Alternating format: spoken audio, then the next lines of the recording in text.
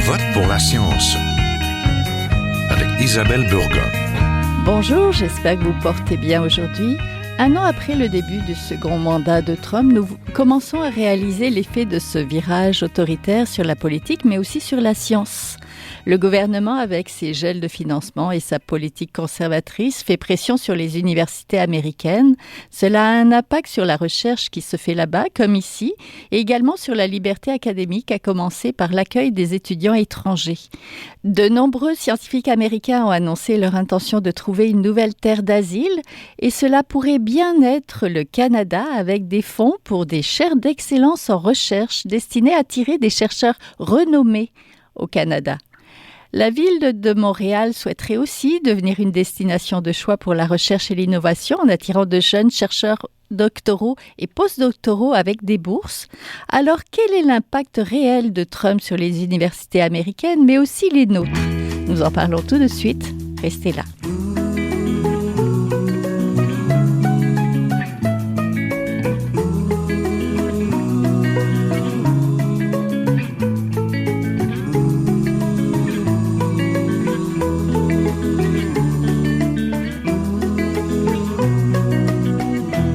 Je vote pour la science. Aujourd'hui, nous voulons prendre des nouvelles des universités canadiennes et américaines en cette période d'incertitude où les États-Unis soufflent le froid et le chaud sur bien des aspects de la géopolitique mondiale. J'en parle avec le professeur Yves Gingras, professeur d'histoire et de sociologie des sciences et directeur scientifique de l'Observatoire des sciences et des technologies de l'UQAM. Bonjour. Bonjour.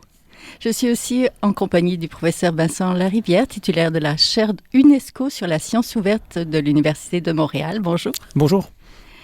Donc, depuis un an, le gouvernement américain secoue la géopolitique mondiale, mais aussi le monde de la recherche académique. Ce vent conservateur et autoritaire touche plus particulièrement certains domaines de recherche, comme le climat, l'immigration ou encore la santé féminine, des disciplines qui sont plus ciblées par les politiques de Trump. Cela tourne parfois même au bras de fer avec de grandes universités américaines, telles que l'Université Columbia ou l'Université Harvard, sous les menaces de coupures de budget.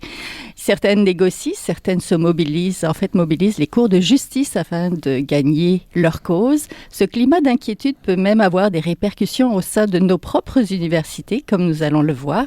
Professeur Larivière, je vais commencer avec vous. Nous étions parlé il y a à peu près un an, au début du mandat de Donald Trump, pour discuter de certaines menaces sur la recherche universitaire. Vous vous souvenez? Ben oui. J'aimerais savoir où en sommes-nous un an plus tard au sein justement des universités, d'abord peut-être américaines, puis les nôtres aussi? Disons que les attaques ont continué. Évidemment, il y a beaucoup de trucs qui suivent leur cours. Ils vont en parler tantôt en justice. Donc, il y a encore énormément d'incertitudes. Comme on avait mentionné, il y a des offres pour des étudiants des cycles supérieurs qui n'ont pas lieu. Donc, il y a des travaux de recherche qui n'ont pas été menés. Et dans l'ensemble, on peut dire ça. Ouais. Les coupures, en toute probabilité, vont être moins importantes que ce qui était mentionné au départ, entre autres, justement, parce que Trump n'a pas le contrôle complet sur tout, mais il y a quand même une baisse des investissements en recherche ou en développement, qui ne sont pas aussi élevés, qui vont être de 3 à 5 %, mais qui sont quand même importants.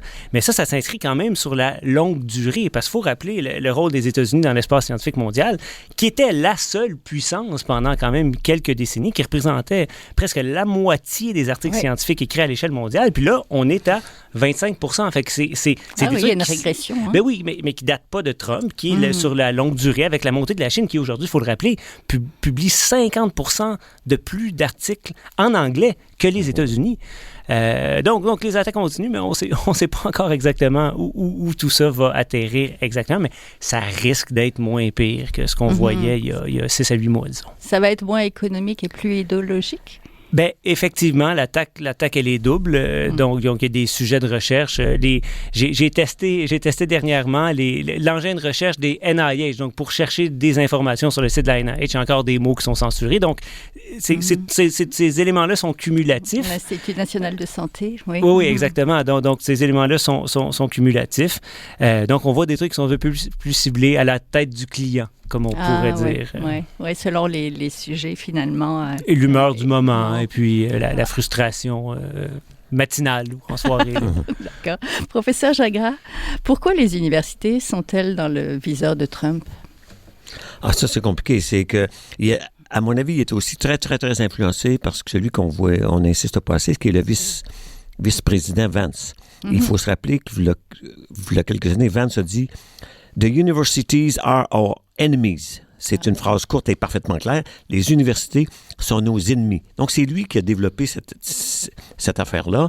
Et là, ensuite, on mélange tout parce que là, on dit et on cherche des raisons. Ah, on coupe Harvard parce qu'ils sont antisémites. Je veux dire, c'est complètement absurde que Harvard soit antisémite. Je veux dire, non, la quantité de professeurs juifs, d'étudiants juifs à Harvard aujourd'hui, voyons donc, il y en a plein puis c'est dans les meilleurs. Il n'y a pas de discussion là-dessus. Donc, c'est un peu imprévisible. C'est totalement idéologique. Et là, ce qui est intéressant, c'est que là, il y a des universités qui se tiennent debout comme Harvard. Et il y a des universités qui ont plié comme Columbia. Quand on dit, OK, on deal, on veut absolument notre argent. Parce que bien sûr, si on coupe totalement les budgets, les universités s'arrêtent. Parce qu'il faut rappeler que la recherche universitaire de nos jours, partout, c'est d'abord l'État. Hein? On parle de philanthropie, mais ça, c'est 3% à 5% du total. Ça a toujours été l'État depuis la Deuxième Guerre. Donc, si l'État dit, j'investis plus dans les universités, la recherche, même Harvard, c'est fini. OK? Donc, Harvard, tant mieux, a dit non, on va aller en cours. Parce qu'il faut rappeler une chose, c'est qu'on regarde Trump, mais la réalité aux États-Unis, c'est encore une démocratie. Ça va peut-être devenir une dictature, là, on verra. Mais pour l'instant, c'est une démocratie. Ça veut dire que c'est le droit. Or, en cours, c'était prévisible. Harvard a gagné. Ensuite, évidemment, Trump et son équipe ont été allés en appel. Il y a 3-4 jours environ, ils ont dit, OK, il a perdu en appel aussi. Pourquoi? Parce qu'il y a des lois. Si on vous a donné à la NSF une subvention en 2024 jusqu'à, disons, 2027, bien, le contrat a été signé en 2024.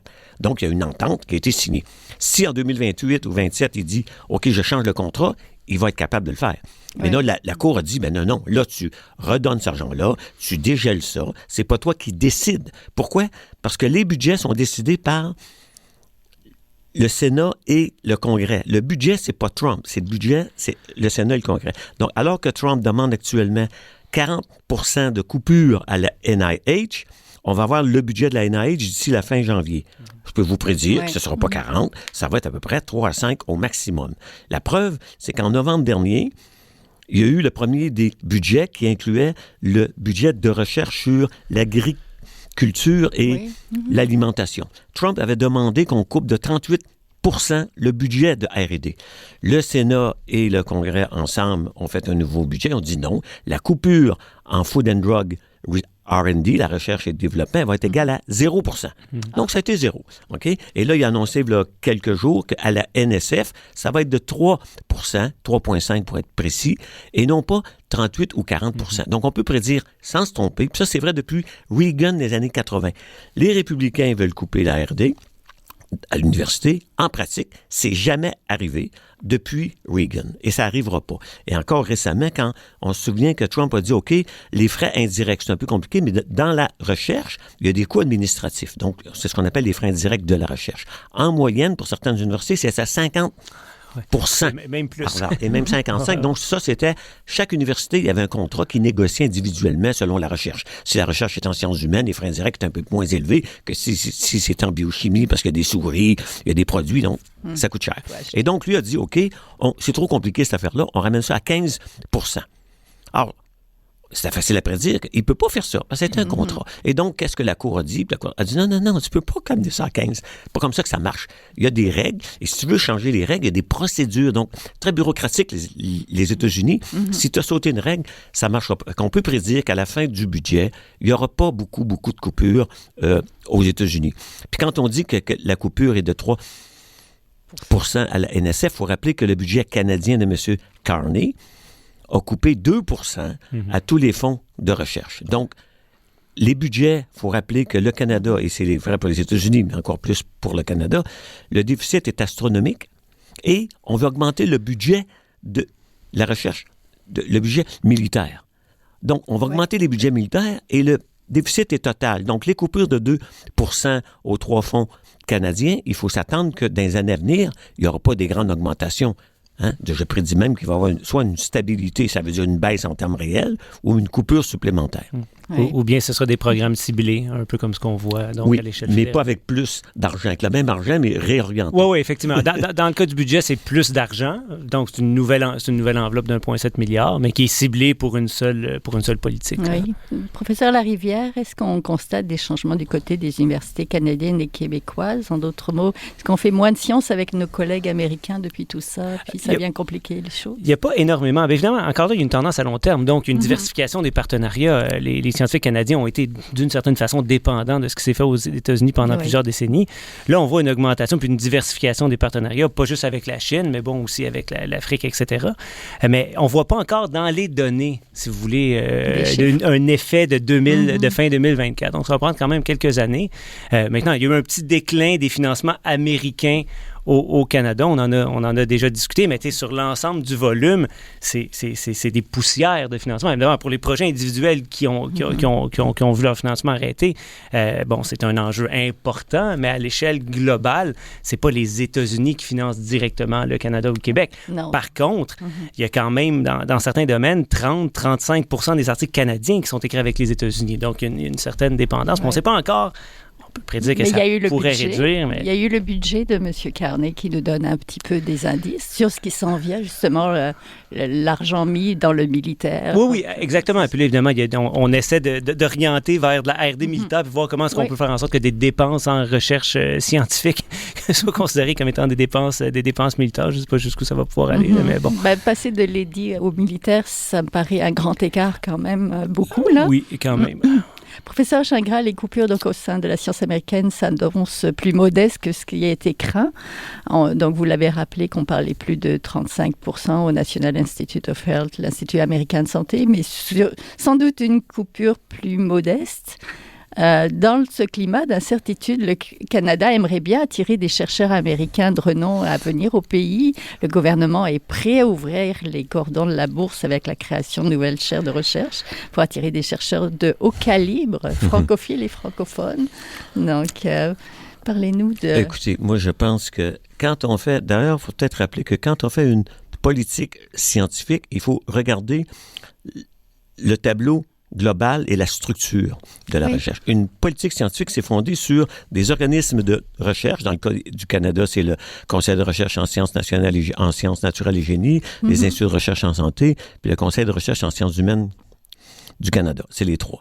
Donc, si on dit, on a d'autres types de programmes. En gros, ce sont le fondement parce que c'est ça qui est les trois organismes de recherche continue. Tous les 3-5 ans, vous faites une demande de subvention. C'est la base. Ensuite, il y a des programmes plus ciblés. On pense à génomique ou à la limite, ils vont nous casser les oreilles encore avec l'intelligence artificielle. Là. Ça, c'est des domaines ciblés, mais il faut la base.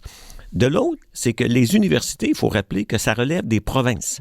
Donc, le budget total des universités, ce sont les provinces. Donc, c'est eux qui payent normalement les salaires des professeurs.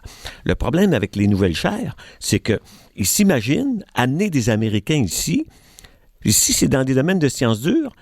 Ils vont leur donner leur laboratoire avec quoi? On vient de couper les fonds des trois organismes subventionnaires, ça veut dire qu'on va augmenter la compétition pour avoir les subventions, on a moins d'argent. Donc, le taux de réussite, est-ce qu'il va être moins élevé? Oui. Donc, c'est un peu irrationnel et surtout, c'est une fuite en avant parce que les recteurs des universités du Québec qui se sont dit « faut profiter d'une conjoncture spécifique comme s'il y aurait plein d'Américains qui s'en viendraient ici ». Ça, c'est curieux, mais c'est arrivé au moment même où, au Québec, le budget du gouvernement du Québec coupait environ 100 millions des universités québécoises. Or, on n'a pas entendu les recteurs sortir sur la place publique pour dire, au Québec, le gouvernement doit investir dans les universités. Au lieu de dire ça, on s'est dit, profitons de la manne américaine, ce qui est une absurdité, parce qu'après une chaire de recherche du Canada, au bout de 5 ans, quand la chaire est finie, 5 ou 10 ans, peu importe, le salaire doit être payé par l'université. Ou d'où va venir le budget de ces soi-disant professeurs célèbres et leur budget de recherche. Parce que rappelons qu'aux États-Unis, la NIH est un budget de 49 milliards de dollars. Donc, même si on coupait 5 il y a pas mal plus d'argent de R&D aux États-Unis qu'il y en a au Canada. Donc, je pense que la politique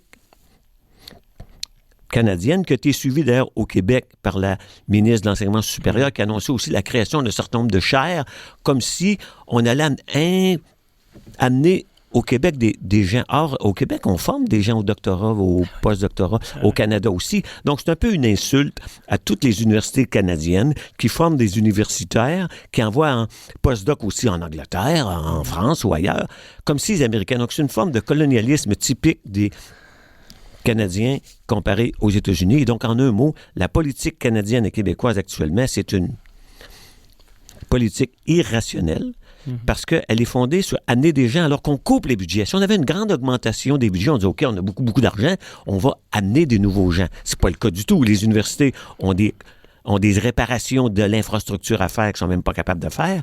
Donc, ça me semble vraiment irrationnel ce qui se fait actuellement dans les universités, dans les politiques gouvernementales, tant au Québec qu'au Canada. J'ajouterais peut-être quelques trucs là-dessus. Évidemment, dans tout ça, il y a l'idée que les profs, c'est un peu comme des électrons libres qui seraient aussi bons peu importe où ils sont. Or, dans le système américain, les scientifiques ont accès à certaines formes de financement, ils ont accès à des étudiants, des étudiantes. Or, on va les amener ici en les amenant dans le contexte canadien, qui n'a pas les mêmes ressources globalement. Puis comme Yves l'a dit, il y a une compétition, puis les montants sont moins élevés quand même au Québec et au Canada. Donc en fait, nos données, ce qu'elles montrent sur cette question-là, parce qu'on a regardé, quand on amène un Américain au Canada, est-ce qu'effectivement, il est aussi bon que là-bas? Mais non, il y a une baisse de 20 % on pourrait dire, de sa performance. Parce que là, il rentre dans le système canadien avec les conditions. Puis un élément un peu revanchard, je pense aussi, dans cette politique-là. On va faire le coup aux Américains. Ils nous volent des scientifiques depuis des années. Ça va être à notre tour. Mais... Puis bon, je peux comprendre dans la situation actuelle peut-être de vouloir faire ça. Mais c'est une mauvaise politique. C'est une fausse bonne idée. Puis il y a un élément d'équité intergénérationnelle que Yves a un peu mentionné. On forme 8000 étudiants de docteurs, 8000 nouveaux docteurs au Québec, au Canada. Puis on va dire à ces gens-là, vous, on vous engage pas. Vous passez votre tour. Vous passez votre tour. Vous n'êtes pas de la bonne génération. À la place, on va aller chercher des gens en fin de carrière des États-Unis. Vous êtes moins bon. Et ça, c'est très important. C'est qu'on oublie qu'il y a de l'idéologie. C'est que si on dit que les Américains sont meilleurs, sur quelle base, là? Moi, j'ai fait mon postdoc à Harvard. J'ai vu qu'à Harvard, là, il y a des gens qui sont bons là, puis il y a des gens qui sont pas bon. FFOF, je suis allé au MIT. Donc, il ne faut pas penser que c'est américain, donc c'est meilleur. Donc, il y a une forme de colonialisme canadien dans cette histoire-là qui est derrière cette idée absurde que ces gens-là vont arriver. Et là, on a mis de l'avant, c'est le cas de l'Université de Toronto. On a eu Timothée, je ne sais plus trop Snyder qui a quitté Columbia. Timothée Snyder, so what? Il nous dit quoi? Il faut aller lire ses livres. Je ne pense pas qu'on a eu le plus grand génie qu'on a amené, surtout que dans son livre, il dit qu'il faut résister. Alors, il résiste à Trump comment? En immigrant à Toronto. C'est pas très fort comme message. Oui, c'est ça. Selon un sondage, il y avait de nombreux scientifiques basés aux États-Unis qui avouaient craindre les changements de politique, surtout, et qui disaient, qui ont envisagé de quitter le pays. Mais, est-ce que vous pensez que ça pourrait vraiment se faire? Est-ce qu'une fuite des cerveaux américains... Écoutez, non, mais en volume, il y a au moins 10 fois plus de scientifiques aux États-Unis qu'au Canada, donc on peut en absorber des tonnes. Mais je pense aussi que les collègues américains, dans certains cas, vont peut-être un peu déchanter quand ils vont voir les conditions salariales, etc., qui existent au Canada. Les salaires sont sans commune mesure avec ce qui est octroyé aux États-Unis. Vraiment, on a des collègues qui gagnent le double, voire le triple de ce qu'on peut gagner au Canada. Donc, on peut dire, j'ai peur de Trump, mais là, money talks, comme disent les Anglais. Il faut rappeler qu'aussi, quand Trump a été élu pour la première fois, moi, comme Vincent, on a nos relations de collaboration avec les Américains, puis dès la première élection de Trump, j'ai entendu des grands chercheurs que je nommerai pas, moi, si Trump est élu, je vais immigrer au Canada. Je dis, OK, ça c'est une blague, cette affaire-là. OK? Fait que là, c'est un peu la même chose.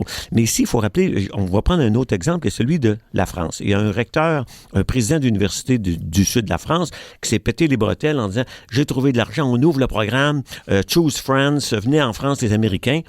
Et ça, c'est une université où je suis allé, moi, comme professeur invité. Et quand je suis arrivé à cette université-là, j'ai dit, est-ce qu'on est ici après la Deuxième Guerre mondiale? Je leur ai dit, pourquoi? Parce que je suis arrivé dans un édifice où il y avait des filets pour pas que les tuiles des murs tombent.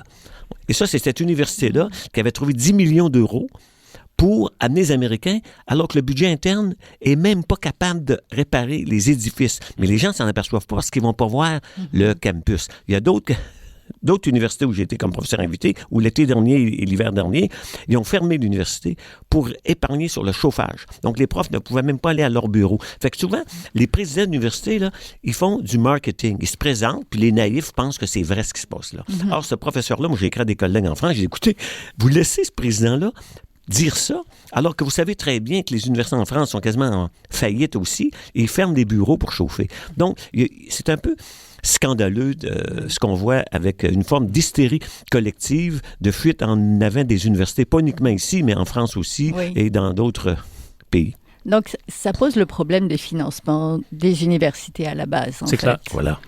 C'est clair. Ça pose le problème, Yves l'a mentionné pas mal, là, c'est la politique scientifique globale du pays. Il faut avoir une politique qui est cohérente. Puis ce qu'on peut dire, c'est qu'en ce moment, cette politique-là qui est proposée, qui est le seul ajout au budget, en fait, pour la science du nouveau budget, c'est pas cohérent avec ce que l'on fait par ailleurs, avec les politiques de formation, puis avec, disons, c'est pas quelque chose de transformatif. Avec 1,7 milliard, là, on peut en faire des affaires. Ben oui, exactement. Puis en plus, on oublie les effets pervers. Parce que comme je l'ai dit, c'est bien important. C'est que si je dis, toi, je te donne donc 1 million pour que tu embauches des profs pendant 5 ans. Toi, tu es content, puis ça te coûte rien actuellement pendant 5 ans. Après, il faut que tu les absorbes. C'est toi qui vas payer la suite. Tu dis, ben, je ne l'ai pas là. C'est comme si on donne un château. J'ai pas le château, mais j'ai pas l'argent pour les payer, moi. Mais c'est peut-être le temps d'un mandat, parce que n'oubliez pas que Trump a décrété aussi au début de son mandat, je vais retrouver dans mes notes, il y a beaucoup d'interférences politiques du côté de l'éducation. Il avait fait un décret visant à éliminer le ministère de l'Éducation américain.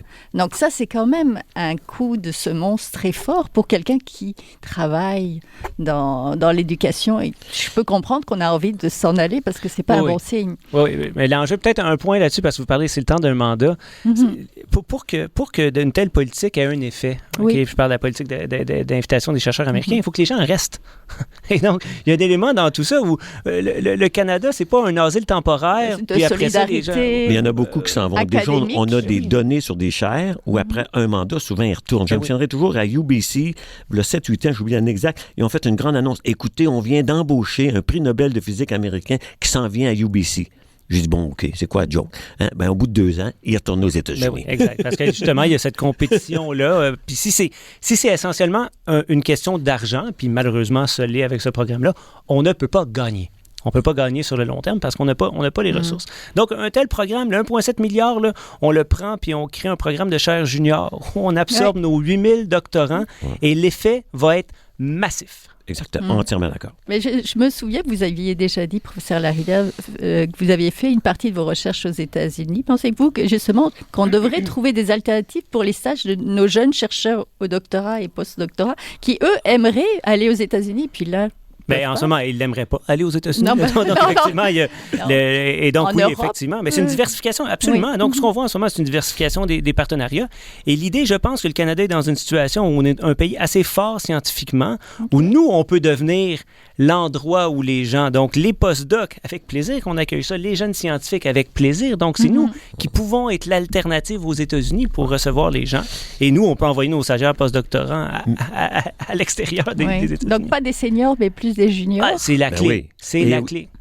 Mais pour les accueillir, il nous faut des ressources. Et le point qui est important que Vincent a mentionné au début, c'est que la Chine est cruciale. Et donc, augmenter nos relations, par exemple, Vincent, tout comme moi, on a des chercheurs de Chine qui disent, OK, je vais venir faire une année de... Parce qu'ils ont beaucoup de programmes en Chine pour envoyer un équivalent, disons, d'une forme de sabbatique ou de postdoc pour envoyer des gens à l'étranger. Et donc, il y en a qui s'en viennent nous voir. Donc, les collaborations scientifiques avec la Chine vont être importantes. Mais maintenant, ils sont limités par des raisons idéologiques.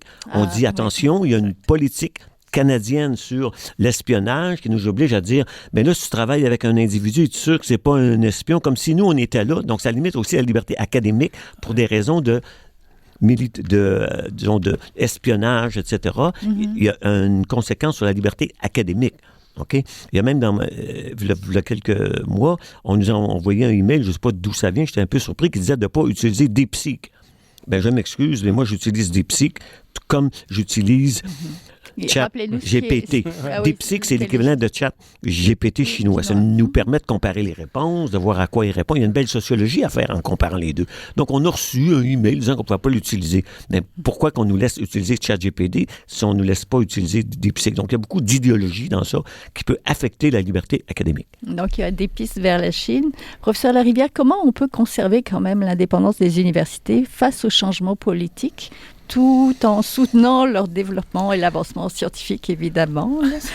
C'est une question vaste, mais évidemment, on parle des universités canadiennes et québécoises qui ont une autonomie par rapport à l'État. C'est pas les universités françaises où c'est un système qui est beaucoup plus centralisé. Donc, on a en ce moment des règles qui, j'aurais tendance à croire, au Québec, au Canada, qui fonctionnent assez bien. On a la loi sur la liberté académique au Québec, mais pas seulement. Donc, je dirais qu'on a ce qu'il faut. À mon avis, il n'est pas là l'enjeu.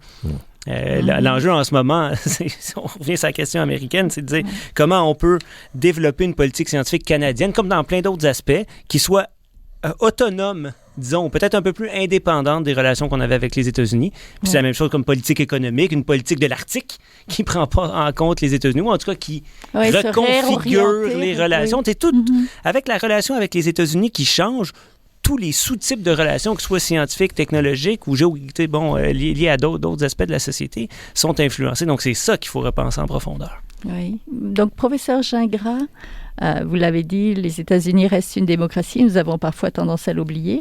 Donc, normalement, il n'est pas possible pour un gouvernement d'outrepasser les lois et les règlements. Comment rester confiant que la place des universités au sein de cette démocratie ne sera pas mise quand même en danger? Il faut rappeler d'ailleurs que la grande date, là, c'est le mois de novembre 2026 qu'il va y avoir les élections. Alors, tout le monde prédit, on verra, que les républicains vont perdre le contrôle de la Chambre des représentants, peut-être celle du Sénat, on ne sait pas trop. Déjà, là, il y avait 1 ou 2 votes de plus, puis il y en a un qui vient de prendre sa retraite. Mais voyez-vous, le pouvoir, ça va devenir ce qu'on appelle aux États-Unis un lame duck, et je trouve que lui, c'est un lame duck qui est dangereux, donc il peut faire des choses lui-même. Okay? Donc, les universités, il faut rappeler quand même, ils ont été créés au Moyen Âge, ils ont résisté aux contraintes du pape, aux contraintes des États, et donc ils vont continuer à survivre et ils vont réatteindre leur défense parce que Trump, il n'est pas là à vie. Et ceux qui, au Canada, on entend souvent certains États dire « il faut être vigilant, il ne faut pas comparer exactement comme Vincent disait, au Canada et au Québec, on n'a pas encore de problème là, d'intervention étatique et rationnelle comme aux États-Unis. Les universités sont autonomes, en principe, parce qu'ils sont de niveau provincial, pas de niveau fédéral, bien que le niveau fédéral s'immisce pour essayer de contrôler les embauches par la création de chaires. Donc, c'est une intervention, ça, que les universités aiment bien parce que c'est de l'argent. Okay? Oui, mais il n'y a aucune comparaison, je pense, entre ce qui se passe au Canada dans les universités et aux États-Unis, sauf que les budgets n'augmentent pas rapidement pour des raisons de déficit accumulé dans les deux pays. Merci beaucoup. Vous l'avez entendu, on était en compagnie de Yves Gingras, professeur d'histoire et de sociologie des sciences et directeur scientifique de l'Observatoire des sciences et des technologies de l'UQAM et du professeur Vincent Larivière, titulaire de la chaire UNESCO sur la science ouverte de l'Université de Montréal. Merci à tous les deux. Un plaisir. Merci. Voilà, c'est tout pour l'émission d'aujourd'hui. Je vote pour la science est une production de Science Presse avec Radio VM. Comme toujours, à la régie de cette émission, Daniel Fortin. À la recherche cette semaine, la réalisation, le micro, Isabelle Burguin. Si vous avez aimé cet épisode, partagez-le autour de vous. Réécoutez-nous aussi et suivez pour ne rien manquer la page de Je vote pour la science sur le site de Science Presse à sciencepresse.qc.ca. En attendant de replonger dans les sujets de science, je vous souhaite de passer une très belle semaine à notre antenne. Jing Zhaohua est un chercheur typique de ceux pour qui les progrès de la bioinformatique ont préséance sur le sens biologique et pour qui la grosse science...